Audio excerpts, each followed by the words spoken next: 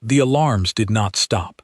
They never stopped anymore. I ran through the lower corridor of Halvath Station with my hand pressed against the wall, feeling the metal shake under my fingers as another impact tore through the outer hull 3 decks above me. Sparks fell from a broken conduit, and I stepped over them without slowing down. Somewhere behind me, an officer named Torvi was shouting coordinates into a comm unit that no longer had anyone left to answer it. I am Ilian Kess. Before this war, I was a research pilot. I mapped quiet star systems and wrote reports that nobody read. Now I command what is left of the 3rd Defense Wing of the Severin Reach, and what is left of that wing is 4 ships that can barely hold formation. The Ashvorn had found us again. I do not know how they always find us. Our scientists have theories about signal tracking and resource sensors, but theories do not matter when a wall of dark ships is folding out of the black in front of your station, and your reactor is already running past safe limits. I reached the command deck, and the first thing I saw was the main screen, glowing red with contact markers. Too many markers. I stopped counting after the screen ran out of room to show them all as separate points, and simply displayed a solid crimson shape instead. "Report," I said, and my voice came out steadier than I felt. 70+ signatures, said Mira, our sensor officer, without looking up. They are not slowing down. They never slowed down. The Ashvorn did not send warnings. They did not send demands. They simply arrived, and then they took everything that could be taken, and what could not be taken, they destroyed. Nobody on Halvath Station had ever heard an Ashvorn voice, because as far as we knew, they had never spoken to any of us. Not once. In 6 years of war. 6 years. I still find that number strange to say out loud, because it means I have now spent longer fighting this war than I spent as a pilot before it started. 6 years since the first colony went dark. 6 years since half the Severin Reach became scorched, empty rock. 6 years of retreating from world to world, station to station, always one step behind an enemy that never rested and never negotiated. "Bring the shields to full," I said. "Signal the lower decks to begin evacuation to the transport bay."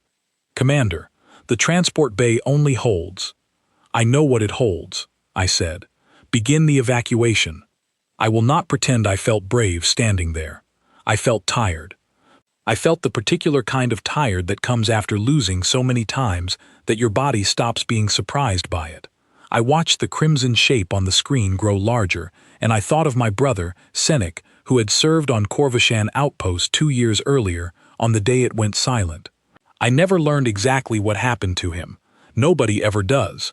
With the Ashvorn, ships and stations simply stop transmitting, and then, eventually, someone flies close enough to confirm there is nothing left worth transmitting from. The first wave of enemy fighters reached firing range 12 minutes later. I remember the number, because I was watching the countdown clock the entire time, as if watching it could somehow slow it down.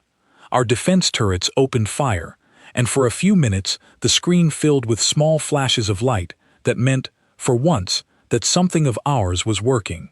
Then the flashes started coming from the wrong places. Our own hull, not theirs. "We're losing turret control on the East Ring," Mira said. "Direct hit.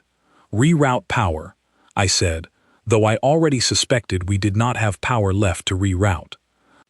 I will spare the details of what came next, because I have told this part of the story before, in reports that will sit in some archive that nobody reads, much like the reports I used to write as a pilot.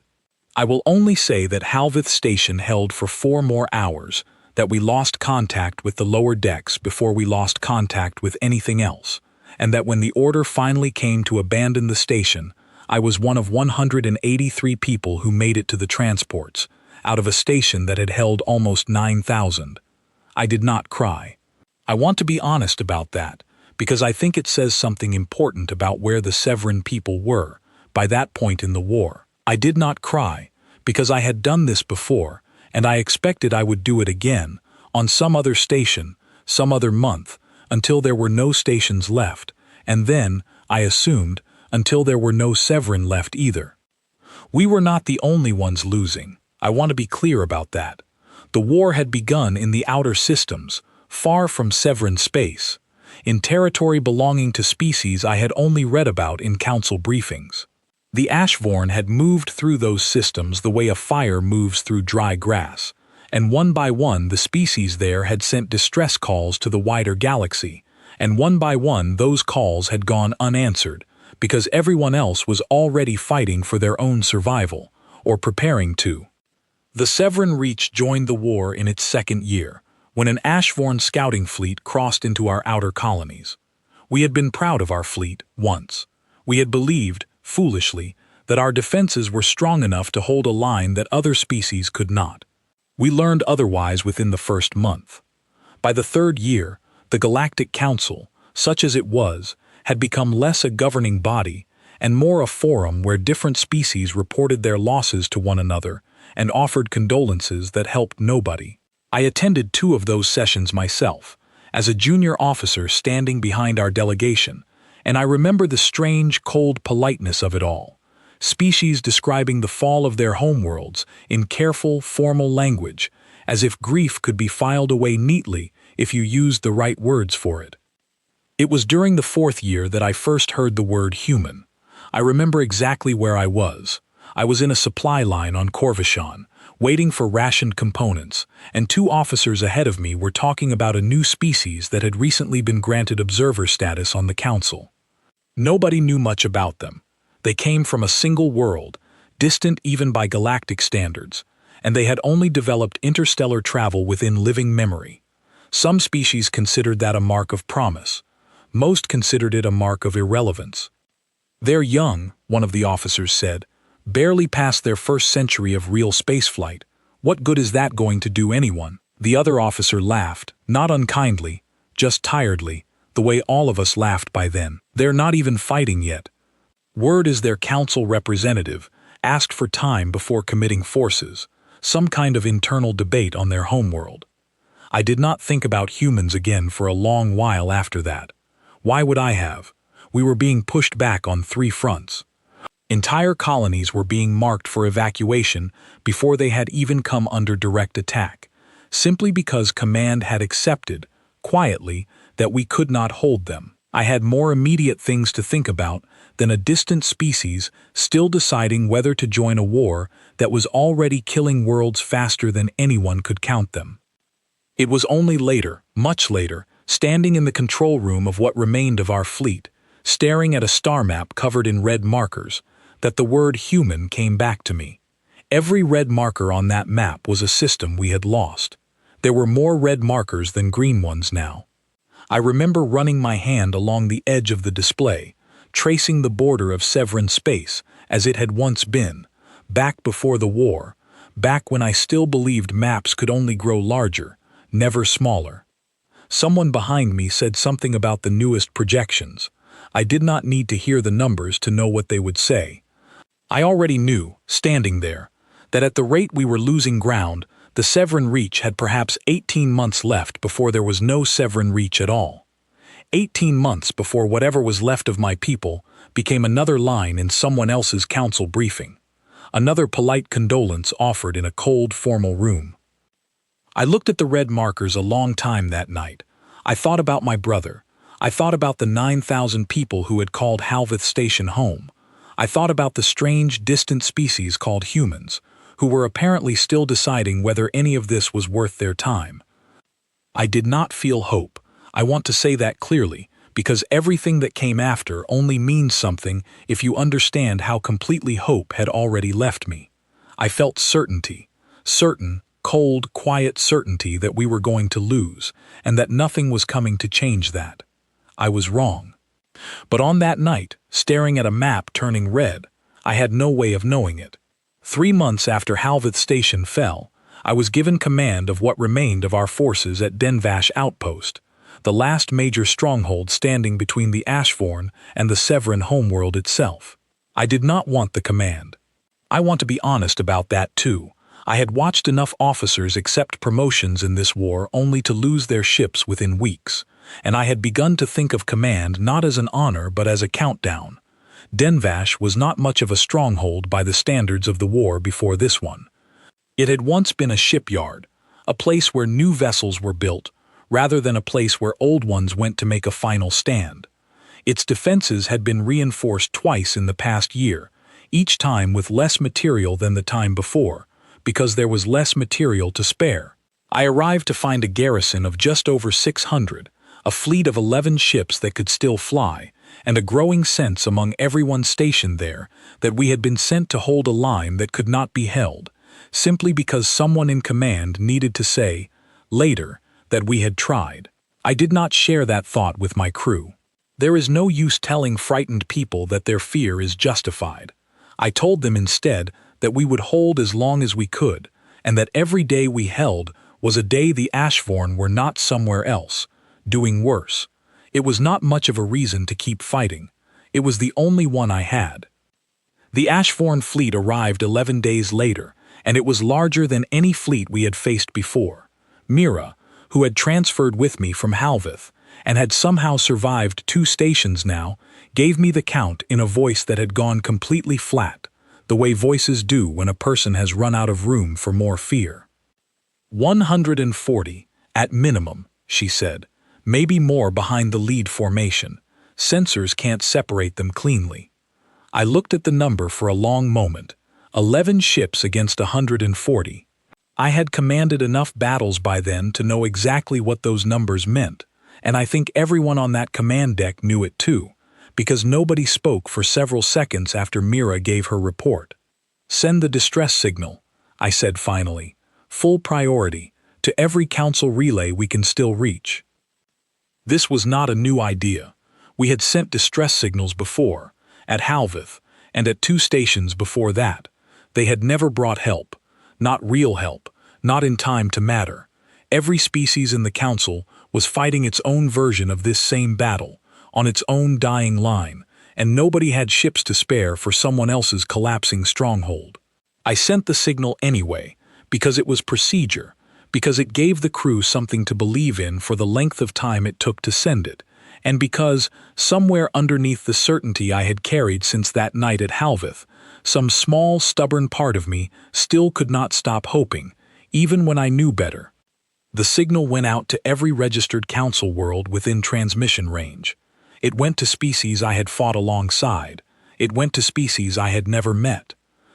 And, because protocol required it be sent to every council member regardless of standing, it went to the human homeworld as well, a place I still knew almost nothing about beyond a name and a rough set of coordinates on the edge of known space. I did not expect a reply from anyone. I certainly did not expect a reply from them. We spent the next several hours preparing what defenses we could. I walked the length of the command deck more times than I could count, checking status reports that did not change no matter how many times I read them. The Ashvorn fleet was closing steadily, its formation tight and precise, moving with the same terrible patience it always moved with, as if it already knew the outcome and simply enjoyed making us wait for it. At the 2-hour mark, the first replies to our distress signal began arriving. They were not the replies we needed. One species, the Torvish Assembly, sent a formal message expressing solidarity and regret that they had no ships to divert. Another sent nothing but an automated acknowledgement, the kind of message a system generates when there is no one left on the other end to write a real response.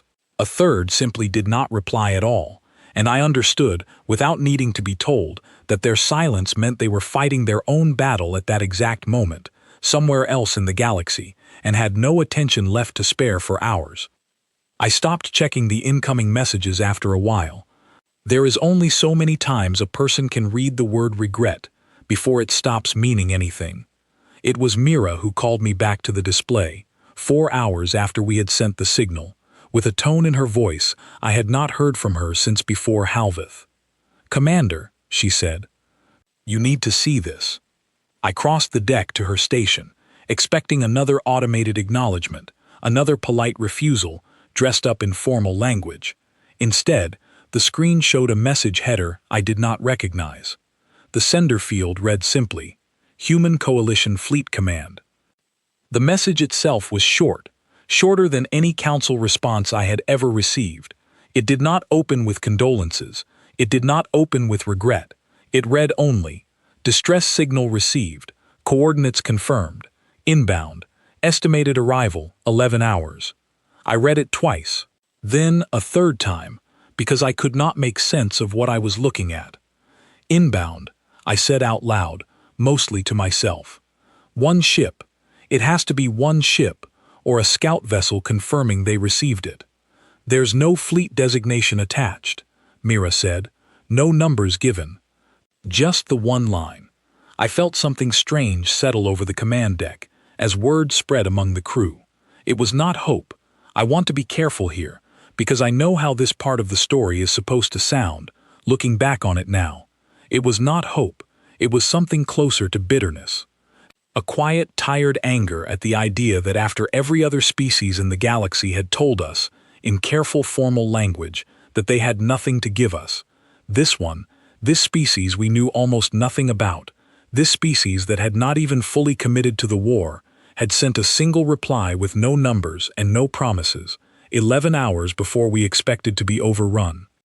One ship will not change anything, said Torvi, who had transferred to Denvash with the last of the Halvath survivors, and had earned the right, in my mind, to say whatever he wanted about how this war was going. One ship, or 10 ships, it does not matter. We have 140 enemy vessels closing on our position, and this message does not even tell us how many they are sending. I did not have an answer for him. I still do not know, looking back, whether I believed the humans would arrive with a fleet large enough to matter, or whether some other part of me had simply decided, in that moment, that a message with no promises attached was somehow more honest than every polite refusal we had received that day, and that honesty, even honesty with no numbers in it, was worth holding on to. The next 11 hours were the longest of my life up to that point, and I have lived through longer ones since. We continued preparing our defenses as the Ashvorn fleet advanced. We rerouted power to our forward shields. We moved our support vessels behind the largest of our remaining warships, in the hope that some measure of cover might let a handful of transports escape if the line broke, which every officer on that deck privately believed it would. I gave orders. I checked reports. I did everything a commander is supposed to do in the hours before a battle they do not expect to survive, and underneath all of it, a small, quiet part of my mind kept returning to that single line of text. Inbound. Estimated arrival, 11 hours. 11 hours meant the humans would arrive after the Ashvorn fleet reached us, not before. I understood this clearly, and I made sure my crew understood it too, because I did not want anyone building their courage on a rescue that would come too late to matter. Whatever happened when the enemy fleet reached Denvash, we would face it alone. The humans, whoever and whatever they turned out to be, were still 11 hours away, and 11 hours might as well have been 11 years, given how quickly a battle like the one we were facing could end. I remember standing at the viewport of the command deck as the Ashvorn fleet crossed into visual range, close enough now that their ships had become distinct shapes rather than points on a screen. Dark, angular vessels, moving in that same unbroken, patient formation, the same formation I had watched approach 3 times before, at 3 different stations, each of which no longer existed by the time the Ashvorn fleet moved on. Mira's voice broke the silence on the deck. "Commander, enemy forward elements entering weapons range in 6 minutes. I nodded, though I do not think she was looking at me. Signal the fleet. Hold position. We fight for every minute we can buy. I did not say what I was thinking, which was that 6 minutes felt like a very small number, set against 11 hours, and that whatever bitter, fragile thing had settled over the crew when that message arrived was about to be tested in the worst possible way. I looked out at the approaching enemy fleet, filling more and more of the viewport with every passing second, and I found myself thinking, not of hope, but of the strange, small comfort in knowing that whatever came next, we would not face it in silence. Somewhere in the dark, 11 hours away, someone had answered. It was not enough. I knew that, standing there. But it was more than we had received from anyone else in 6 years of war, and in that moment, more than anything else, it was the only thing keeping any of us standing at our stations instead of already grieving for ourselves. The battle for Denvash began exactly when Mira said it would, and for the first 90 minutes, it unfolded exactly as I had expected it to. Our 11 ships held formation as long as they could. Our forward shields absorbed what they could absorb. And slowly, steadily, the Ashvorn fleet closed the distance, indifferent to our defenses, the way water is indifferent to a wall that was never built high enough to stop it. We lost our first ship 40 minutes in. I will not describe it in detail. I will only say that its name was the Halvath Wing, that it had 32 people aboard, and that its last transmission was cut off mid-sentence. I made myself watch the marker for it disappear from our tactical display, because I had decided, somewhere in the years since Halvath, that looking away from these moments did not make them easier to carry, it only made them harder to remember properly, and I did not want to forget the Halvath Wing, or anyone aboard it. We lost a second ship an hour later. By then, our formation had been pushed back nearly to the outer edge of Denvash's own defense perimeter, and I understood, the way a commander understands these things without needing anyone to confirm it, that we had perhaps 30 minutes left before the Ashvorn fleet reached the outpost itself, and perhaps another hour after that before there was nothing left of Denvash worth defending. It was during that 30-minute window that Mira's voice cut through the tension on the command deck, sharper than I had heard it in weeks. "Commander, new contacts. Multiple new contacts, entering the system."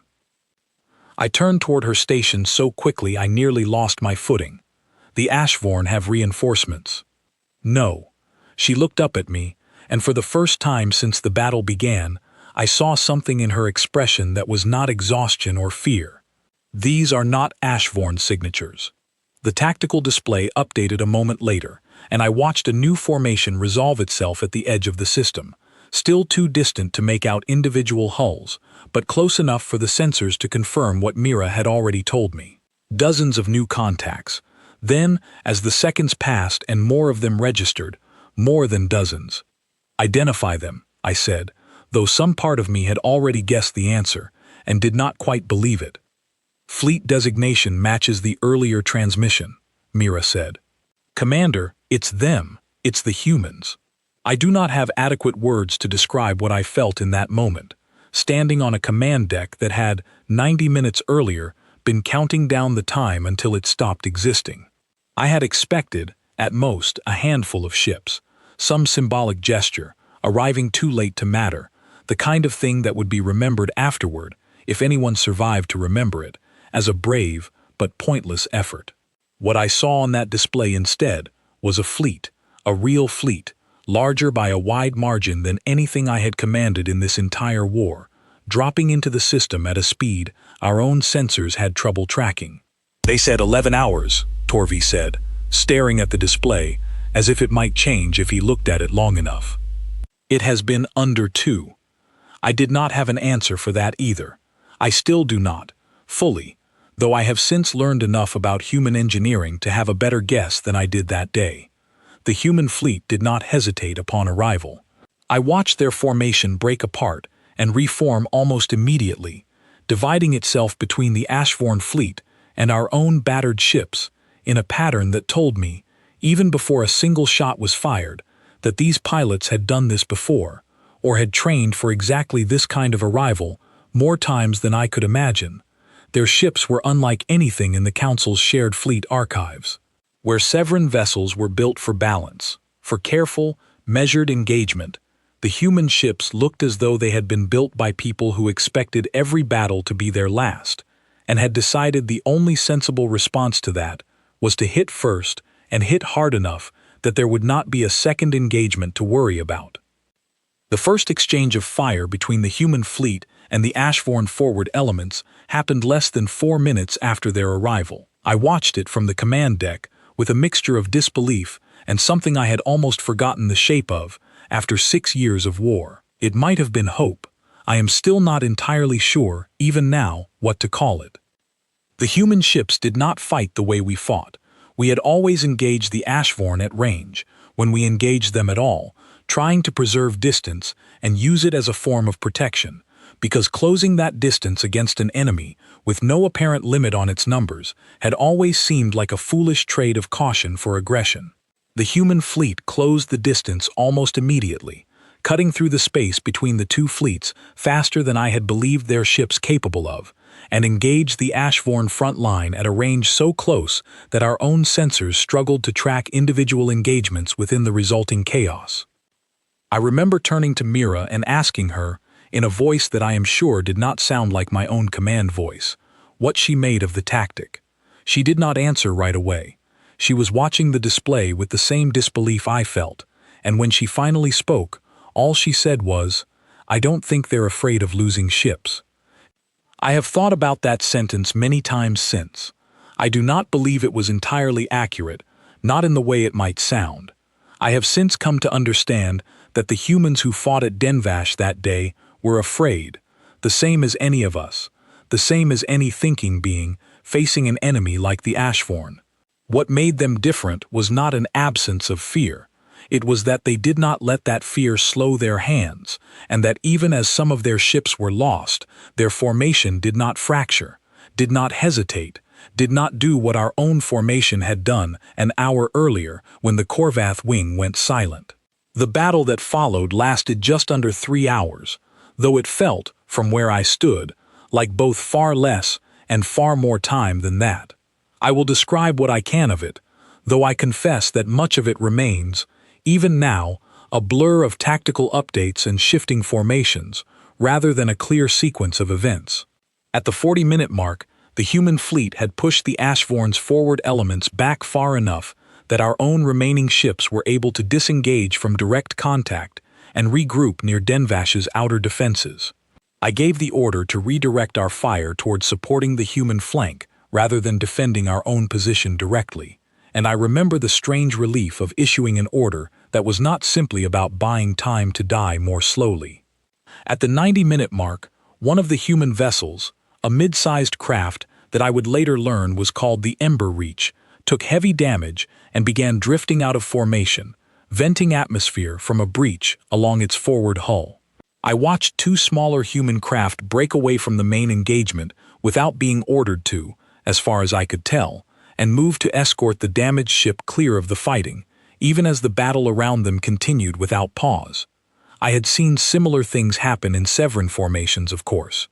Every fleet tries to protect its wounded, but there was something in the speed and certainty of the human response that stayed with me, a sense that leaving the Ember Reach behind had simply never been considered as an option worth weighing.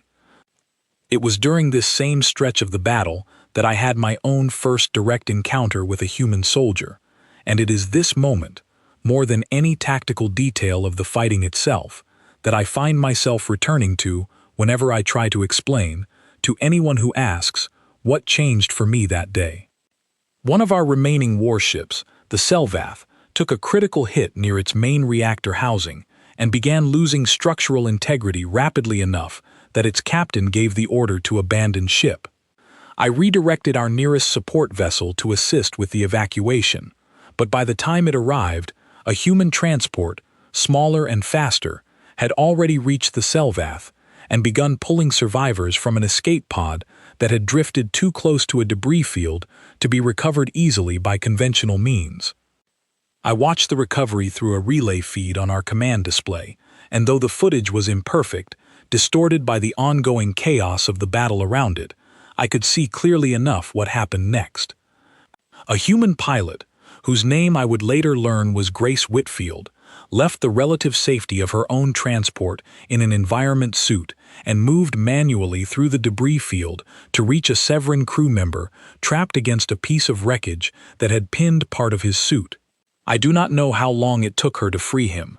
It felt, watching from the command deck, like an impossibly long time, given that active fighting was still occurring less than a full system's width away. But she did not leave him. She worked the wreckage loose, guided him back toward her transport, and only once he was aboard did she return to her own ship and rejoin the formation. I asked, afterward, why she had risked her own safety for a Severin crew member she had never met, someone from a species she likely knew almost nothing about before that day. Her answer, relayed to me later through a translator, was short enough that I have never forgotten it. She said that where she came from, you did not leave someone behind just because they were not from your side of a line you had not chosen to draw. I did not know, standing on that command deck watching the battle unfold, that this single rescue would come to represent, for me, everything that changed that day.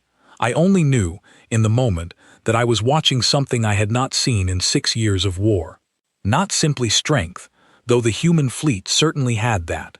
Not simply numbers, though their arrival had been far larger than we had any reason to expect. What I saw, watching Grace Whitfield move through a debris field under fire to save a stranger, was a kind of certainty that had nothing to do with tactics or reinforcements. A certainty that no one, on that day, was going to be left to face the Ashvorn alone. By the time the battle's third hour began, the tide had shifted so completely that I found myself, for the first time in longer than I could remember, watching an Ashvorn formation break rather than advance. I want to describe what it looked like, the moment an Ashvorn formation broke, because in 6 years of war, I had never once seen it happen. The Ashvorn did not retreat. This was not a rumor or an exaggeration born of fear. It was a fact confirmed across every engagement report the Severin Reach had filed since the war began. They advanced, they consumed, and if a target proved too costly to take, they simply committed more of their fleet until the cost no longer mattered. Retreat, as a concept, did not appear to exist in whatever passed for their strategy. And yet, in the third hour of the battle for Denvash, I watched their forward elements pull back from the human fleet's flank, reorganize, and then, after a pause of perhaps 90 seconds that felt, on the command deck, like an eternity, begin withdrawing from the system entirely. I did not understand it at first. None of us did. Mira ran the sensor data 3 times before she was willing to confirm what the display was already telling us, because none of us had any prior experience against which to measure what we were seeing. "They're leaving," she said finally, and her voice cracked slightly on the second word, the first real crack I had heard in her composure since Halvath. "Commander, the Ashvorn fleet is leaving the system." I did not allow myself to celebrate immediately. I had learned, over 6 years, not to trust sudden reversals of fortune, and some cautious part of my mind insisted this might be a feint, a repositioning ahead of some larger, worse attack. But as the minutes passed, and the Ashvorn contacts continued withdrawing, faster now, in a formation that had none of their usual patient precision, I understood that this was not a tactical retreat in the way the Severin fleet understood the term. This was something closer to a fleet that had simply not accounted for the cost it was being asked to pay, and had decided, in whatever manner the Ashvorn decided such things, that the cost was no longer acceptable. I spent a long time afterward trying to understand why. I spoke with human officers in the days that followed, trying to piece together what had made the difference, because I did not believe, and still do not believe, that numbers alone explained it. The Ashvorn had faced larger fleets than the one that arrived at Denvash, and had not withdrawn. Something else had shifted the balance, and I wanted to understand what it was. The clearest answer I received came from a human engineer named Oliver Bramwell, who had spent part of the battle aboard one of the smaller support vessels, working to stabilize a Severin warship that had taken damage early in the fighting. I asked him, once the battle had ended and the immediate danger had passed, how his people had managed tactics that seemed, to my eyes, almost reckless in their willingness to close distance and accept losses that a Severin commander would have considered unacceptable. He thought about the question for a while before answering, which I appreciated because I had grown tired, over 6 years, of officers who answered difficult questions too quickly. When he finally spoke, he said that where he came from, war and survival had shaped nearly every part of human history, long before humans had ever left their own world.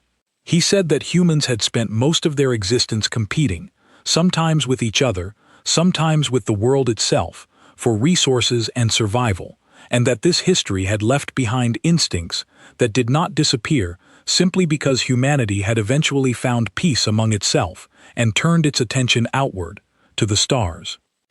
I did not fully understand what he meant until I watched the human fleet in action a second time, some weeks later, during a smaller engagement near one of our recovered outposts. It was not that human pilots lacked fear, or lacked the instinct toward caution that every thinking being carries. It was that they had, as a species, an unusually deep familiarity with the idea that survival sometimes requires closing distance rather than keeping it, that hesitation itself can be a kind of danger, and that a battle fought at a careful, measured distance is not always safer than one fought close enough to control directly. Oliver put it more simply than I have, in the end.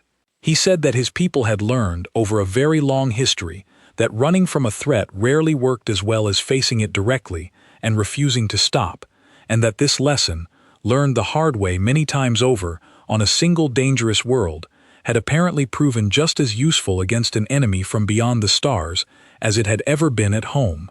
I do not know if this explanation accounts for everything I saw that day. I suspect no single explanation does.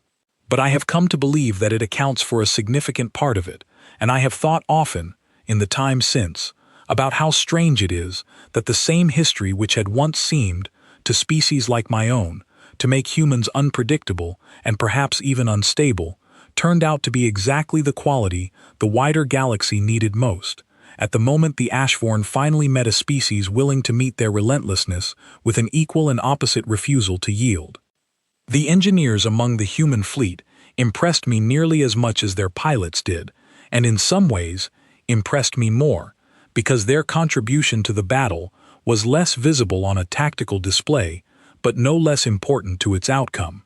During the final hour of fighting, while the Ashvorn fleet was still withdrawing and our own ships were working to secure the system, several human repair teams moved directly onto damaged Severan vessels, including the Halvath, which had been evacuated but not entirely lost, and began working alongside our own engineers to stabilize systems that our people had already marked as unrecoverable. I visited the Halvath myself, 2 days after the battle ended, and found a human engineer named Ethan Cole standing waist-deep in an open panel, working alongside 2 Severan technicians on a reactor coupling that I had personally been told, by my own chief engineer, could not be repaired without a full dock refit. I asked him how confident he was that the repair would hold. He shrugged. In that particular human gesture I had already begun to recognize, and said that confidence was not really the point, that the only way to find out if something could be fixed was to try fixing it, and that he would rather spend a difficult afternoon proving a broken system wrong than spend it agreeing with a report that had already given up on it. The reactor held. It is still holding, as far as I know, months later. I do not want to give the impression that the battle for Denvash was won without cost. It was not. We lost the Korvath wing and one other Severan vessel that day, along with all the crew who had not managed to evacuate in time. The human fleet, too, paid a price, though a smaller one than I had expected given the scale of the engagement, and I attended, some days later, a quiet ceremony held aboard their flagship for the pilots and crew who had not survived the battle. I did not understand every part of the ceremony, since much of it drew on customs I had never encountered before, but I understood enough to recognize grief when I saw it, and I understood that the humans grieved for their own losses with the same weight and seriousness that any of us did for ours. What I remember most clearly, standing on the command deck of Denvash as the last Ashvorn contacts vanished from our sensors and the system fell, for the first time in longer than I could measure, into something resembling quiet, was not the tactics, or the ships, or even the numbers that had turned the battle so decisively in our favor. What I remember most clearly is the feeling that settled over the crew in the minutes after the retreat was confirmed. It was not celebration, not exactly. It was something quieter than that, and in some ways stranger. It was the unfamiliar sensation of standing in the aftermath of a battle and realizing, for the first time in 6 years, that we were not counting down toward the next loss. I looked at Mira, who was still staring at the display where the Ashvorn contacts had vanished, and I saw, for the first time since I had known her, something that was not exhaustion in her expression. I did not have a word for it right away. It took me longer than I would like to admit to recognize it, because it had been so long since I had needed the word at all. It was relief. News of Denvash spread faster than I expected it to. I had assumed, in the days immediately following the battle, that word of a single successful defense would take time to reach the wider council, and even more time to change anything about how the war was being fought elsewhere. I was wrong about that, as I had been wrong about several things by then. Within 2 weeks, I received word that a human relief detachment had answered a distress call from the Torvish Assembly, the same species that had sent us a message of regret and nothing else when we called for help at Denvash. I do not say this to criticize the Torvash. I understood by then exactly how it felt to have nothing to offer someone who needed help, and I did not judge them for it. But I noted the shift with something like quiet satisfaction, because it told me that Denvash had not been an isolated event, a single fortunate arrival that would not be repeated elsewhere. It told me that the humans intended to keep answering these calls, wherever they came from. Other changes followed more slowly, but followed nonetheless. Species that had spent the past several years treating the war as a series of individual, isolated defenses began, gradually, to coordinate more closely with one another, sharing supply lines and intelligence in ways that the Council had talked about for years without ever quite managing to achieve. I do not think this shift happened only because of the humans. I think it happened because Denvash, and the battles that followed it, gave everyone still fighting this war a reason to believe that coordinated resistance was possible again, after years of believing that all any of us could do was hold our own line for as long as possible before it broke. I stayed at Denvash for several months after the battle, helping to rebuild what could be rebuilt and coordinate the outpost's slow recovery. During that time, I came to know several of the human crew who remained stationed nearby far better than I had during the chaos of the battle itself, and it is these smaller moments, more than the battle itself, that I find myself thinking about most often now.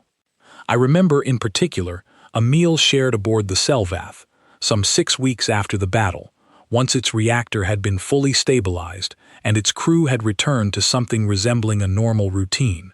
Grace Whitfield, the pilot who had pulled our crew member from the wreckage in the debris field, had been invited aboard along with several members of her unit, as a gesture of thanks from the Halvath's crew. I attended as well, more out of curiosity than obligation, because I had grown genuinely interested, by that point, in understanding more about the species that had arrived so unexpectedly to change the course of our war. The meal itself was a strange, mixed affair, combining Severin dishes with several items the human crew had brought from their own supplies, some of which I found agreeable and some of which I did not, though I was careful not to say so directly. I remember Grace asking a Severin crew member, quite seriously, about the customs surrounding grief among our people, and listening with obvious attention as he explained the quiet rituals we observe for those lost in the war. She told him, in turn, about similar customs among her own people, and I remember being struck by how carefully she listened, how genuinely interested she seemed in understanding a grief that was not her own, from a species she had known for less than 2 months. I asked her, later that evening, why the humans had chosen to answer our distress signals so decisively, when so many other species who had known us far longer, had answered only with polite regret. She considered the question for a while, much as Oliver Bramwell had considered mine weeks earlier, and then told me that her people had spent a great deal of time, in the years before joining the council, debating exactly this question among themselves. Some had argued for caution, for observing the war from a distance until they understood it better. Others had argued that a call for help, once received, could not simply be filed away and reconsidered later, that some decisions had to be made quickly or not at all, because waiting too long to decide was itself a kind of decision, one that left people like us facing an enemy like the Ashvorn without any answer at all. She said that in the end it had not been a difficult choice for most of her people, once the distress signal from Denvash actually reached them. Difficult logistics, difficult tactics, difficult risks, yes, but not a difficult choice, in the end, about whether to come. I have thought about that conversation many times since, and I think it captures something important about what changed for the Severin Reach, and for every other species still fighting the Ashvorn, once the humans joined the war in full. It was not only that they brought ships, though they brought many. It was not only that they brought tactics our own commanders had never considered, though those tactics changed the shape of the fighting in ways still being studied by strategists across the Council. It was that they brought a willingness to answer difficult calls quickly, without waiting for certainty, without needing the relationship to be old or familiar, before deciding it was worth the risk. The war did not end at Denvash. I want to be honest about that, because I do not want to tell this story as though a single battle solved 6 years of loss in a single afternoon.